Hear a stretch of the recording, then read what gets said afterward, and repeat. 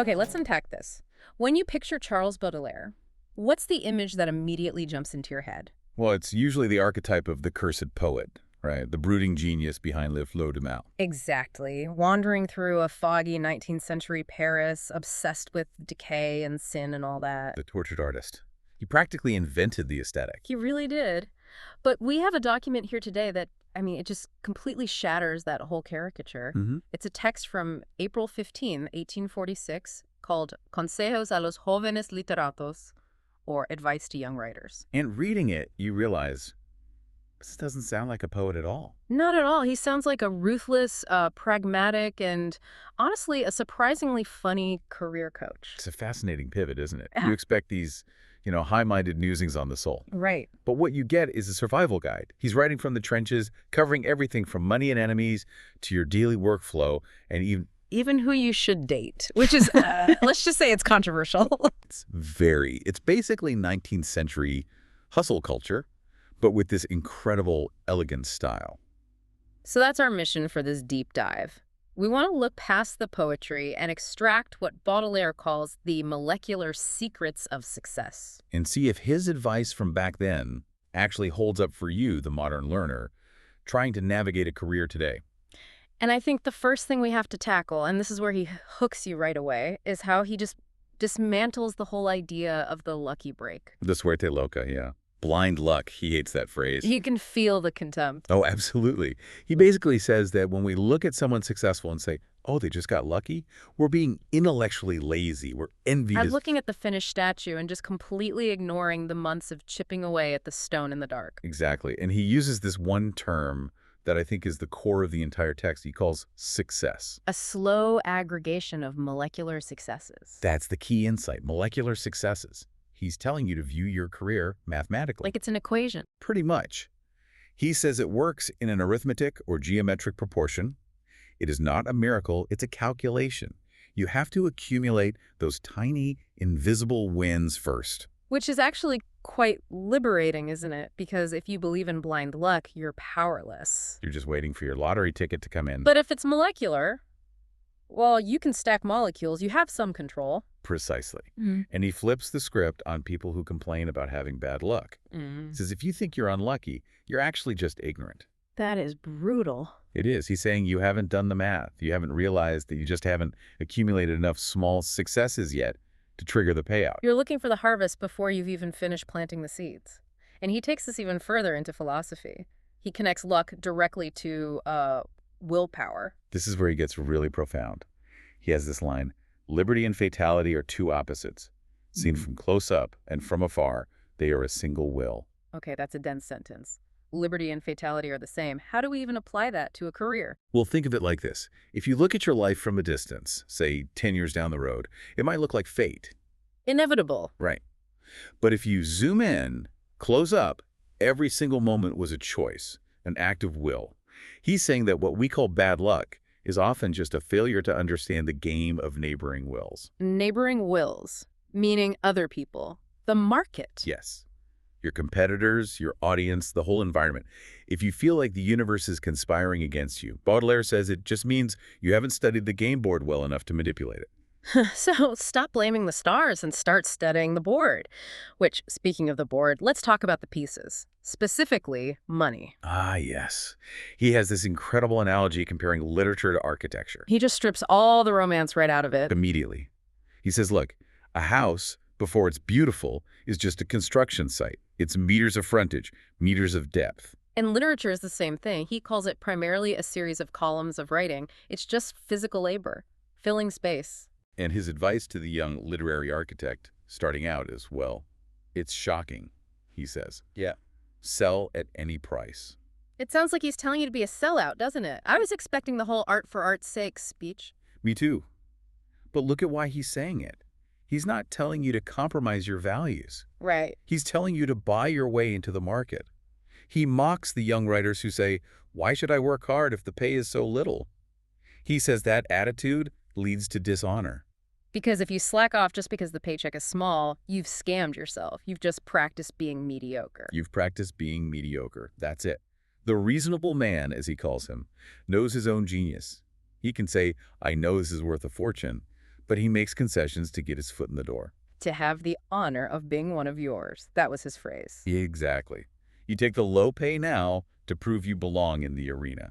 It's the difference between arrogance and confidence, I suppose. The arrogant writer refuses to play. The confident writer knows they'll eventually own the casino. And he has this great warning that the people who refuse to work for cheap in the beginning are the same ones who, years later, are crawling back trying to sell their books at a discount. Yeah. It's a sad trajectory. Okay, so stack your molecular successes, do the math, don't be too proud to cash a small check. But now we get to what I think is the most actionable part of this whole text. The economy of emotion. Specifically, how to manage hate. This is so unique. I mean, most career advice is about being nice, networking, being agreeable.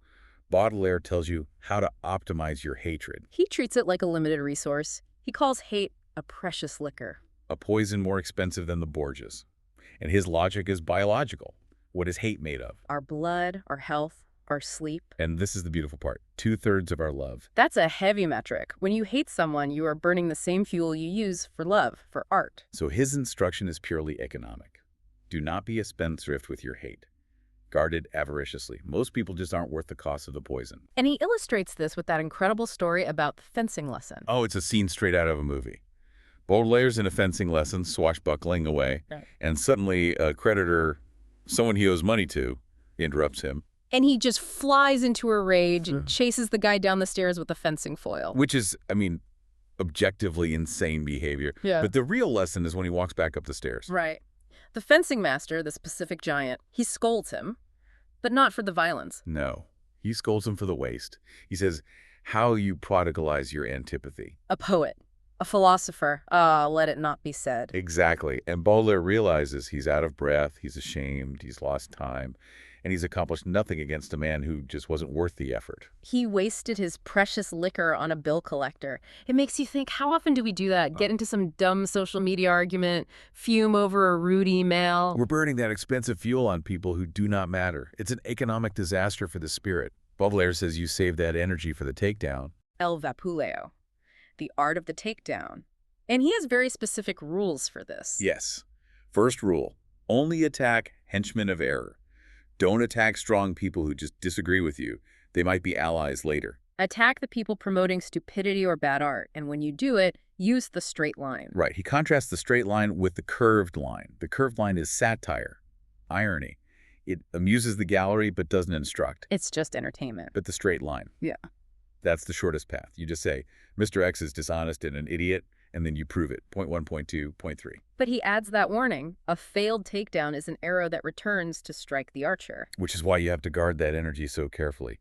If you're going to come at someone, you better not miss. Okay, so guard your hate, use it rarely, make sure you win. That brings us to the actual work. How does a creative actually produce? Segment 3, the grind. Baudelaire presents a paradox here. He says you have to produce a lot and fast. But to do that, you have to hurry slowly. Hurry slowly. It sounds like a Zen koan or something. It's all about preparation. He believes the canvas must be covered in spirit before the pen even touches paper. You carry the subject with you everywhere. Walks, the bath, restaurants. You're writing it all in your head first. So the actual act of writing is just transcription.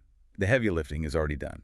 And to prove his point, he goes after a titan of French literature, Honoré de Balzac. The shade he throws at Balzac is just legendary. It's professional criticism, but it is biting.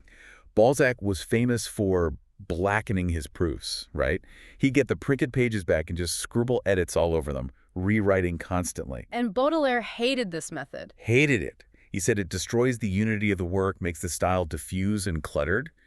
His argument is that if you don't have the structure clear in your mind first, all the editing in the world won't fix it. It's a plea for clarity over chaos. And this leads right into his take on inspiration. Yeah, he completely debunks the muse. He says inspiration is actually the sister of daily work. They aren't opposites. He uses a biological comparison, which is not very romantic. He says inspiration obeys the will just like digestion or sleep. Exactly. You eat regularly to digest regularly. You work regularly to be inspired regularly. He says writers need a substantial and regular diet of work. That's a thing that makes inspiration legible. If you don't show up every day, the inspiration can't find you. I love that phrasing. Inspiration is the sister of daily work. Yeah. It just takes all the pressure off. You just have to show up. It connects right back to the molecular success idea. Daily molecular work leads to the miracle of a finished piece. Okay, so we have the work ethic, we have the hate management, now for the lifestyle. Ah, yes, the section de las queridas. This is where we have to tread carefully. I mean, we have to remember this was written in 1846. To put it mildly, yes. His views are distinct to the era. He categorizes women into groups a poet should avoid. And his reasoning, if you can call it that, is all about energy management again. He warns against dating honest women, literary women, and actresses. Let's break down why. Honest women. He says they belong to two men already, socially and domestically, and calls them mediocre food for a poet. He seems to find conventional domesticity draining. Okay. And literary women. This is his harshest cut. He calls them failed men. He sees them as intellectual rivals. He doesn't want a debate partner at home. That's just a continuation of his workday. And actresses. Superficial, varnished with literature, but they value the public more than love. So, who's left? Who does he actually recommend a poet should date? He recommends bobas, simple or silly women, or mujerzuelas, which is roughly low-class women or cooks. Wow. Okay. Leaving aside the obvious massive issues with that, what's the strategic point he thinks he's making? It's energy conservation again. He says the poet is working constantly. When he stops, he needs total rest, the seventh day. He needs a complete contrast. So he wants either comfort or just pure physicality, not intellectual competition at home? Exactly. He wants the soup pot or love. He thinks intellectual engagement at home drains the energy he needs for his work. He treats relationships as purely transactional inputs for the production of art. Which is a chilling way to look at it. But let's touch on poetry itself as an investment. He says, don't quit poetry. He treats it like a high-risk, long-term bond. It pays out late, but the interest is masses. He believes art satisfies the most imperious need of the human soul. So it will always eventually pay. But until it does, what about debt? His rule is simple. Don't have creditors. He doubts Goethe ever had them. That seems easier said than done for a struggling artist. Well, his concession is, if you must have them, pretend to have them, but don't actually have them. Wait, what? Fake being a starving artist while you're secretly solvent? Kind of. The point is that a creditor owns a piece of your will. If you owe money, you aren't free. You've introduced a variable you can't control into your own fate. So what does this all mean for us? This 19th century guide is, it's bracing. It's not follow your dreams and it'll all work out. No, it is not soft. It's this incredible mix of high-minded artistic integrity and brutal pragmatism. Success is molecular, luck is math, hate is expensive. And that's the takeaway, isn't it? We romanticize the creative life, but Baudelaire, the guy who invented that image, is telling us, no, be an architect, be a mathematician, guard your energy. He just strips away all the excuses. You can't blame bad luck. You can't blame enemies if you're wasting your precious poison on them. You have to take ownership. It's empowering in a very tough love kind of way. I think the most provocative thought to leave with is that idea from the beginning. Freedom and destiny are the same thing, just viewed from different distances. That really does change how you approach failure. It does. If you fail, it's not because the universe hates you. It's because the neighboring wills on the game board were better positioned. If you can view your career as a game of physics instead of a judgment of your soul. You can stop crying and start calculating. Stop crying and start calculating. I think Baudelaire would have liked that. That's it for this deep dive into the surprisingly practical mind of Charles Baudelaire. Thanks for listening, and go stack those molecules.